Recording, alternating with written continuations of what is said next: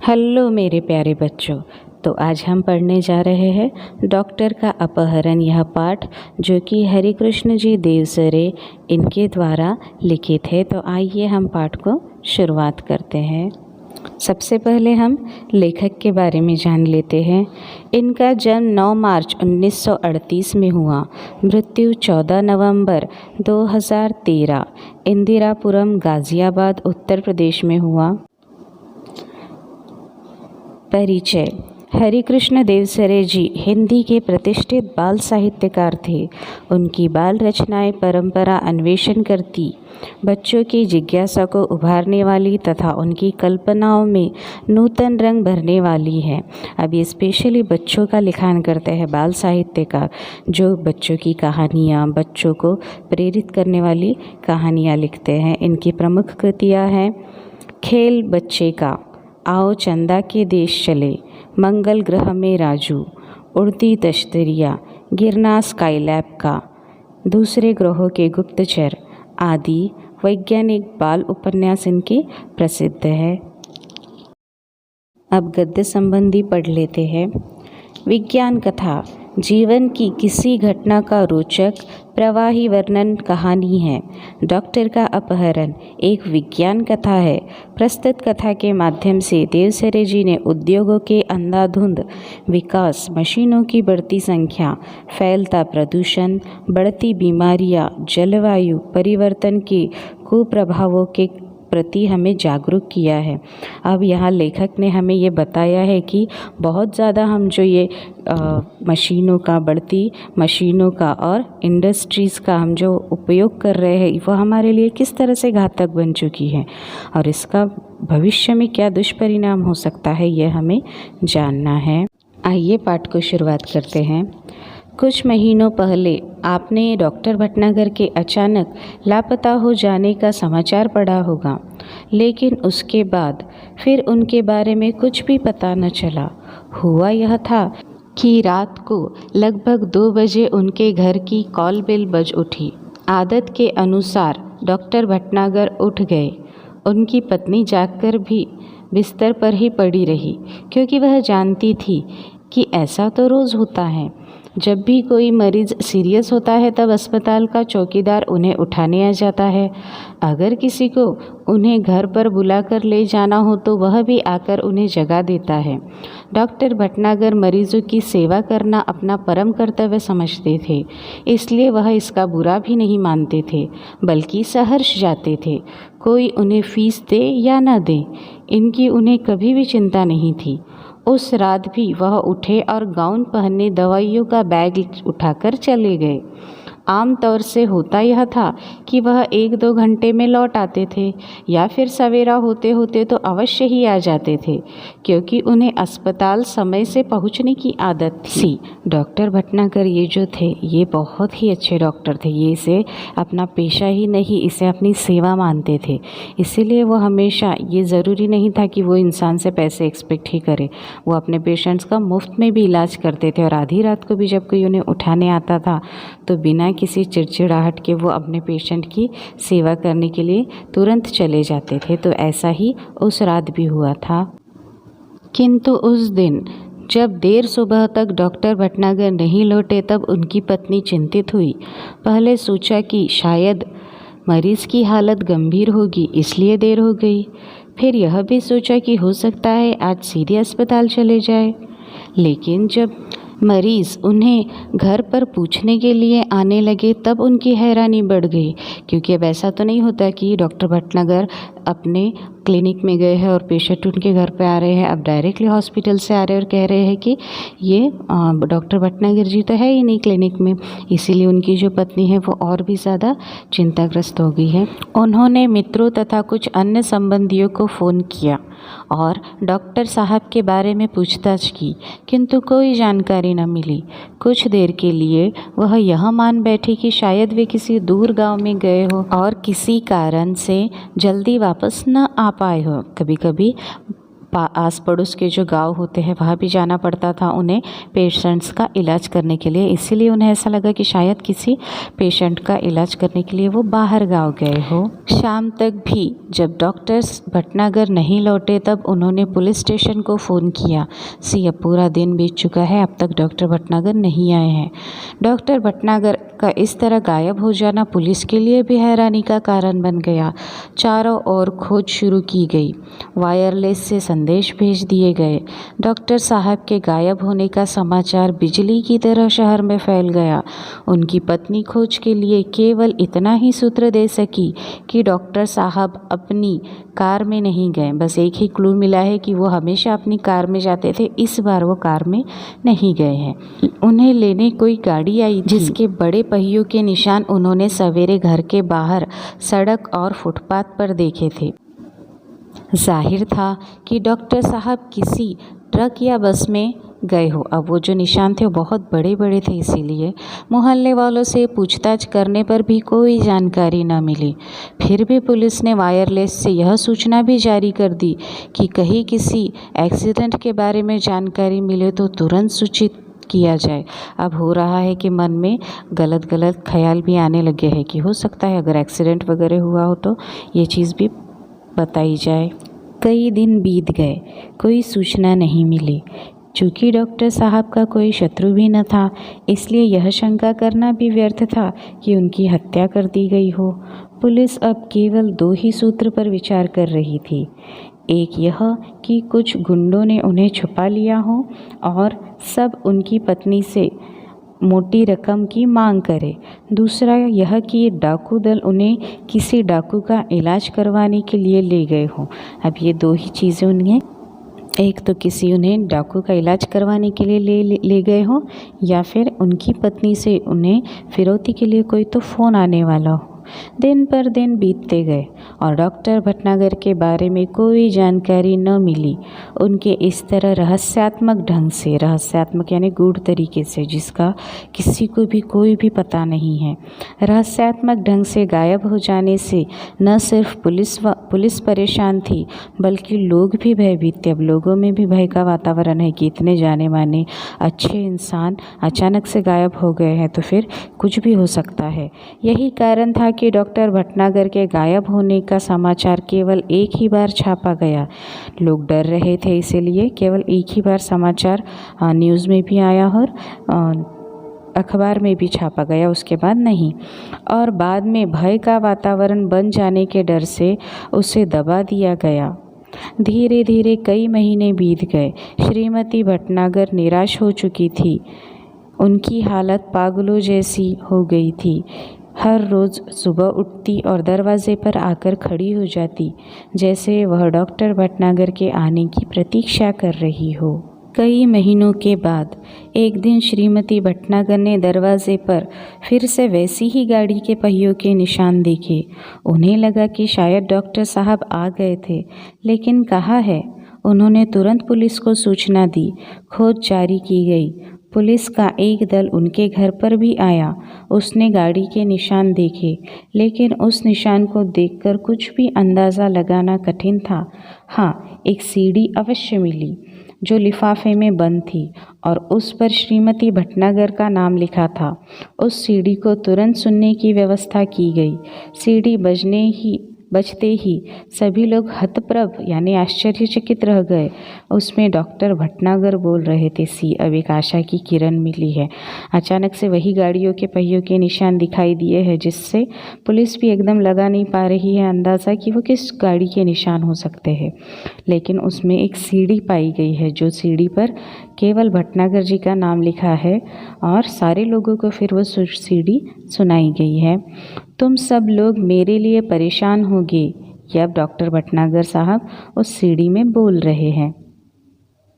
शायद अब मरा हुआ समझ लिया हो, लेकिन मैं ज़िंदा हूँ और बिल्कुल ठीक हूँ। तुम लोगों से कई करोड़ मील दूर मैं एक अन्य सौरमंडल के ग्रह पर हूँ। यानी उन्हें अन्य सौरमंडल के ग्रह के लोगों ने कैद किया है। हम धरती वाले सोचते हैं कि शायद दुनिया में जो कुछ है वह हम ही है, लेकिन इस ब्रह्मांड में तो हमारे सूर्य जैसे न जाने कितने सूर्य हैं और सभी अपने अपने ग्रह हैं। उन ग्रहों की दुनिया बसी है और हमसे वे लोग कई गुना ज़्यादा उन्नतिशील है। मुझे यहाँ आकर अपने परिवार, मित्रों, देश और पृथ्वी से दूर होने का दुख तो बहुत ही ज़्यादा है, लेकिन इस बात की खुशी है कि मेरा यह भ्रम जाता रहा कि दुनिया में सिर्फ हम ही हैं। मुझे उम्मीद है कि पृथ्वी के लोग मेरी इस बात से कुछ सबक लेंगे। अब उन्होंने एक सबक भरा मैसेज भेजा है कि यहाँ कुछ लोग हैं और हम पृथ्वी के लोग ये समझते हैं कि बस दुनिया पर हमारा ही राज है, इसलिए ये गलत है। और भी ऐसे कई सारे लोग हैं और भी कुछ ग्रह ऐसे हैं जहाँ दुनिया बसती है। हाँ, तो पहले सुनो कि वह कहानी कि मैं यहाँ कैसे आया। अब भटनागर जी सब बता रहे हैं जिसके लिए लोग इतने परेशान थे। अमेरिका में हुए मेरे सम्मान और मेरे ज्ञान के बारे में इस ग्रह के लोगों ने गुप्त रीति से सूचनाएं इकट्ठा की है। यानी वो लोग इतने एडवांस है कि उनकी जो खुफिया एजेंसी है वो हमारी धरती पर क्या हो रहा है इसका भी पूरा समाचार रखती है। तो जहाँ भटनागर जी का अमेरिका में जो सम्मान हुआ था वो उन्होंने ध्यान से सुना था कि ये बहुत अच्छे डॉक्टर है और इसके लिए उन्हें अवार्ड मिला था, ये बात उन्होंने ध्यान रखी थी। ये तभी से मेरा अपहरण करने की योजना बना रहे थे। उस रात को जब मैं बाहर आया तब एक आदमी ने मुझे बाहर खड़ी सवारी पर चलने का इशारा किया। मैं अपने सहज भाव से आगे बढ़ा, लेकिन उस विचित्र यान को देखकर चौंक पड़ा। वो हमारी धरती पर चलने वाली गाड़ी नहीं थी, एक यान था। इसके पहले कि मैं कोई विरोध करता या भागने की कोशिश करता, 3 लोग की मजबूत बाहों ने मुझे जकड़कर यान के अंदर डाल दिया। यान तेजी से घूमकर सूं सूं की आवाज़ करता हुआ आसमान में उड़ गया। घबराहट के कारण मैं बेहोश हो गया और जब मुझे होश आया तो वह यान इस ग्रह पर पहुंच चुका था। मुझे एक विशेष किस्म की प्लास्टिक सूट पहनाया गया ताकि मैं ग्रह के वातावरण के अनुकूल रहूं। अब चूंकि मुझे यहाँ आए हुए काफ़ी समय हो गया है, मैं यहाँ से भागने की कोशिश भी नहीं कर सकता। इसलिए मुझे आप सब लोगों के लिए संदेश रिकॉर्ड करके भेजने की अनुमति दी गई है। सी वहाँ के लोगों ने, जब तक वो लोग ना चाहे डॉक्टर साहब वहाँ से नहीं निकल सकते हैं। ओके, इसीलिए वो लोगों ने उनको केवल एक रिकॉर्ड, एक संदेश भेजने की परमिशन दी है। उसी की अनुमति डॉक्टर भटनागर को मिली है, इसीलिए उन्होंने संदेश भेजा है। इस ग्रह का नाम बड़ा विचित्र सा है। यहाँ के लोग विज्ञान में बहुत आगे बढ़ गए हैं। इनके पास ऐसे यान है कि एक सौरमंडल के दूसरे सौरमंडल तक आसानी से आते जाते हैं। अब ये लोग इतने ज़्यादा उन्नतिशील है कि एक जगह से दूसरे जगह, एक ग्रह से दूसरे ग्रह पर आसानी से आ जा सकते हैं। यहाँ भी लोगों ने रहने के लिए घर बना रखे हैं, कारखाने हैं, बाज़ार है, बस्तियाँ है, मोटरें हैं, सभी कुछ है, लेकिन हमसे बिल्कुल भिन्न है। इनके अपने वैज्ञानिक सिद्धांत भी है। जैसे हमारे यहाँ न्यूटन ने अलग अलग शोध लगाए थे ना, न्यूटन्स लॉ ऑफ मोशन, ऐसे इनके भी अलग अलग सिद्धांत है वहाँ फिज़िक्स पर आधारित। इन्हें कई सौरमंडलों और उनके ग्रहों के बारे में भी जानकारी है। हमारा सौरमंडल इनके सबसे निकट है, इसीलिए इन्होंने आसानी से मेरा अपहरण कर लिया। सबसे इनका जो सौरमंडल है वो हमारा सबसे नज़दीक का है, इसीलिए इतने और कहीं जाने से अच्छा उन्होंने सबसे पहले धरती पर ही अपना जो शिकार है वो देखा है। अब बेचारे शिकार उन्होंने भटनागर साहब जी को बना लिया है। मेरे अपहरण का कारण जानने से पहले यह जान ले कि यह लोग चिकित्सा शास्त्र में बहुत पिछड़े हैं। चिकित्सा शास्त्र यानी जो हमारा मेडिकल साइंस है वो उसमें ये जो ग्रह के लोग हैं ये बहुत ज़्यादा पिछड़े हुए हैं, यानी बहुत ज़्यादा यह एक ऐसा ग्रह है जहाँ विज्ञान अपनी चरम सीमा को पहुँच चुका है। चरम सीमा यानी जहाँ बहुत इतना एडवांस है, इतना ज़्यादा बढ़ चुका है विज्ञान। यहाँ के आदमी अब आदमी नहीं मशीन हो गए हैं। यहाँ का सारा काम मशीनों से ही होता है। इतना एडवांस है कि हर काम वहाँ मशीनों द्वारा ही किया जाता है। और इसका नतीजा यह हुआ कि धीरे धीरे आदमी का महत्व कम होता गया। अब इस पूरे ग्रह में मशीनें ज़्यादा और आदमी कम है, ये तो होना ही है। इतनी ज़्यादा मशीनें एडवांस हो गई है कि इंसान का हर काम जब वो कर रही है तो इंसान को कोई काम ही नहीं रहा। फिर इंसानों की संख्या अपने आप बीमारियाँ ये वो लग लग के उनका उम्र कम हो रही है और उनकी जो आयु है वो आयु कम होते होते वो ख़त्म हो रहे हैं। जो लोग वे मशीनों के गुलाम हैं। दूसरी ओर यहाँ के लोगों को एक विचित्र तरह की सडन रोग होने लगी है। शरीर का कोई अंग अचानक सड़ना शुरू हो जाता है और फिर वह आदमी मर जाता है। एक तरह से इन्फेक्शन है ये कि धीरे धीरे वो अंग सड़ता है और वो पूरा बॉडी में फिर उसका पॉइज़न जो होता है वो फैल जाता है और इंसान उससे फिर मर जाता है। इस रोग का इलाज इन्हें अब तक नहीं मालूम हो सका है। जैसे कि हमने पढ़ा है मेडिकल साइंस में लोग बहुत पिछड़े हुए हैं, इसीलिए इनको इसका इलाज नहीं पता है। यहाँ के वैज्ञानिकों ने मेरे बारे में सुना। इन्होंने सोचा कि क्यों न मुझे यहाँ बुलाया जाए। तब कोई ऐसी तरकीब सोची जाए कि सड़ा हुआ अंग काटकर उसके स्थान पर दूसरा अंग लगा दिया जाए। बस इसी कारण मेरा अपहरण हुआ है। आज मैं यहाँ बैठकर सोच रहा हूँ कि हमारी पृथ्वी पर भी विज्ञान तेज़ी से बढ़ रहा है, जैसा कि हम देख रहे हैं, और हम पर्यावरण को नष्ट भी करे जा रहे हैं। तो ये हमारे लिए भी एक खतरे की घंटी ही है। उद्योगों के विकास से मशीनों की संख्या बढ़ रही है।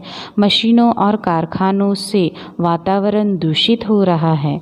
वह सब अगर जारी रहा और ज़्यादा मात्रा में हुआ तो पृथ्वी पर भी ऐसे ही दिन आने में देर नहीं लगेगी। आज भी पृथ्वी पर कैंसर, दिल की बीमारियां, तनाव के कारण होने वाली बीमारियां, ब्लड शुगर आदि उस भविष्य के संकेत है। इस ग्रह के लोग इन सभी मुसीबतों से गुजर चुके हैं, लेकिन इन पर ध्यान नहीं दिए। अब स्थिति यह है कि अगर तुरंत कोई उपाय न किया जाए तो शायद यहाँ से इंसानों का भी नामो निशान मिट जाएगा।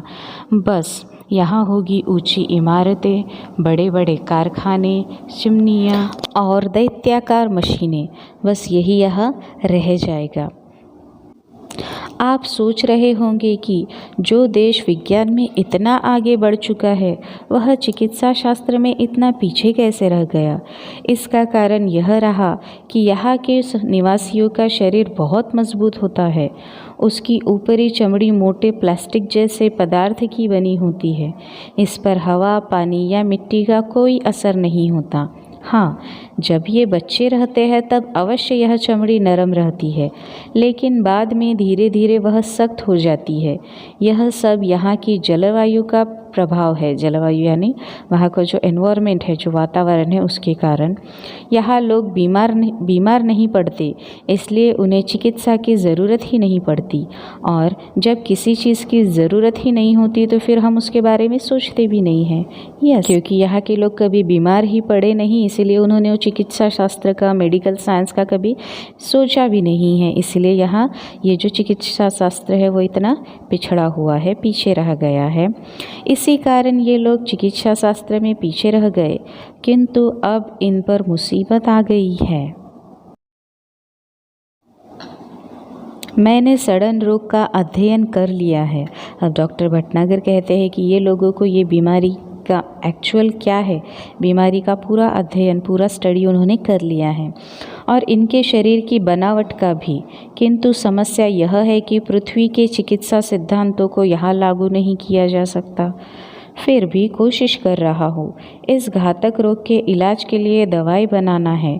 अंग प्रत्यारोपण यानी एक अंग निकालकर दूसरा अंग वहाँ लगाना के लिए दवाई तथा आवश्यक साज सामान बनवाना है।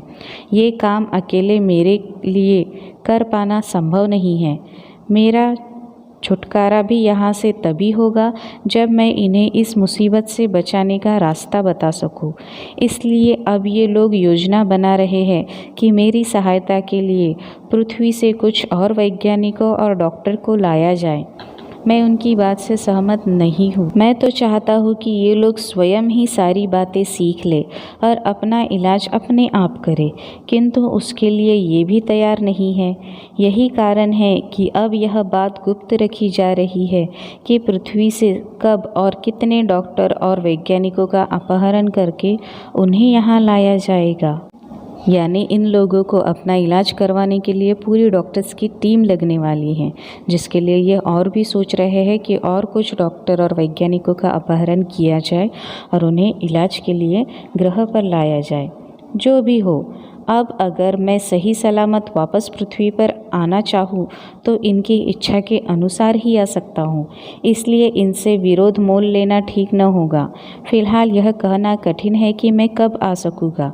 आप लोग घबराए नहीं, मुझे यहाँ कोई कष्ट नहीं है। बस मेरे आने तक आप यही समझे कि मैं इस समय विदेश यात्रा पर हूँ। डॉक्टर भटनागर के इस रिकॉर्ड किए संदेश को सुनकर सभी चकित थे। कितना बड़ा रहस्योद्घाटन भी हुआ था, आज के लिए और भविष्य के लिए भी। तो इस पाठ के द्वारा लेखक ने हमें सचेत किया है डॉक्टर भटनागर के माध्यम से कि अगर हम बहुत ज़्यादा पृथ्वी का नेचर जो है, पर्यावरण है, इसको नष्ट करते हैं तो हमें भी कितनी बड़ी बड़ी समस्याओं का सामना करना पड़ सकता है। इसीलिए समय रहते हमें सचेत हो जाना है और औरों की गलती से कुछ सीख लेनी है। इस तरह से हमने यह वीडियो भी यहाँ कंप्लीट किया। अगर आपको मेरा वीडियो पसंद आया हो तो प्लीज़ मेरे चैनल को लाइक, शेयर और सब्सक्राइब करना ना भूलें। धन्यवाद।